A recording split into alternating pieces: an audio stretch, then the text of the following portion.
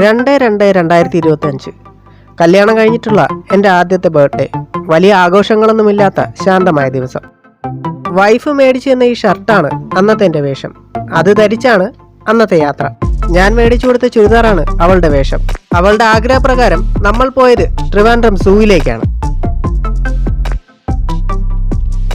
ഞായറാഴ്ച ആയതുകൊണ്ട് തന്നെ ഒരുപാടില്ലെങ്കിലും കുറച്ച് ആളുകളൊക്കെ ഉണ്ടായിരുന്നു. 30 രൂപയാണ് സൂ ടിക്കറ്റ്. സൂ ചുറ്റിക്കറങ്ങാൻ ഇതുപോലെ വണ്ടിയും അവൈലബിൾ ആണ്. അകത്തേക്ക് കയറുമ്പോൾ ആദ്യം കാണുന്നത് കാട്ടുപോത്തിനെയാണ്, പിന്നെ കുരങ്ങനെയും. കാടിനെ അനുസ്മരിപ്പിക്കും വിധം വെള്ളച്ചാട്ടവും സെറ്റ് ചെയ്ത് വെച്ചിട്ടുണ്ട്. റിയ, മൂങ്ങ തുടങ്ങി വിവിധ തരം പക്ഷികളെയും നമുക്ക് കാണാൻ കഴിഞ്ഞു.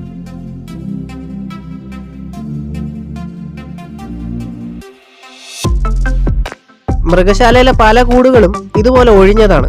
അതിൽ വാഴകൃഷി പോലെ പല ചെടികളും. അങ്ങനെ കാഴ്ചകൾ കണ്ടു വന്നപ്പോഴാണ് നീർനായകളുടെ തല്ലുമാല കണ്ടത്. കാട്ടുപന്നി ഇല്ലായിരുന്നു, പകരം പന്നിക്കരടിയെ കണ്ടു. അങ്ങ് ദൂരെ കിടന്നുറങ്ങുന്ന സിംഹരാജനെയും വിട്ടില്ല. അപൂർവമായി കാണാൻ കഴിഞ്ഞ കാഴ്ചകൾ അവൾ നന്നായി ആസ്വദിക്കുന്നുണ്ടായിരുന്നു. മൃഗശാലയിലെ മുഴുവൻ കാഴ്ചകളും ഒറ്റ വീഡിയോയിൽ കാണിക്കാൻ പ്രയാസമാണ്. അതിനായി മറ്റൊരു വീഡിയോയുമായി വരാൻ ശ്രമിക്കാം. കാട്ടുപോത്തിനെയൊക്കെ ദേ ഇത്ര അടുത്ത് കാണാൻ കിട്ടുന്നത് നല്ല രസമാണ്. അതിൻ്റെ ഇടി കിട്ടിയാൽ ഇതിലും രസമായിരിക്കും.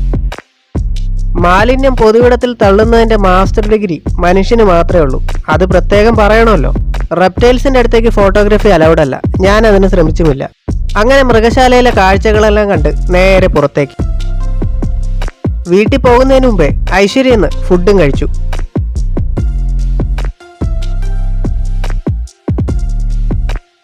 അവള് പുട്ടും ഞാൻ പൊറോട്ടയും അകത്താക്കി. അവളുടെ ആഗ്രഹപ്രകാരം പാളയം പള്ളിയിലും കയറി. ഇനി വീട്ടിലേക്കുള്ള മടക്കമാണ്. അപ്പൊ സുഹൃത്തുക്കളെ, മറ്റൊരവസരത്തിൽ വീണ്ടും കാണാമെന്ന പ്രതീക്ഷയോടെ ഇവിടെ നിർത്തുന്നു. ബൈ.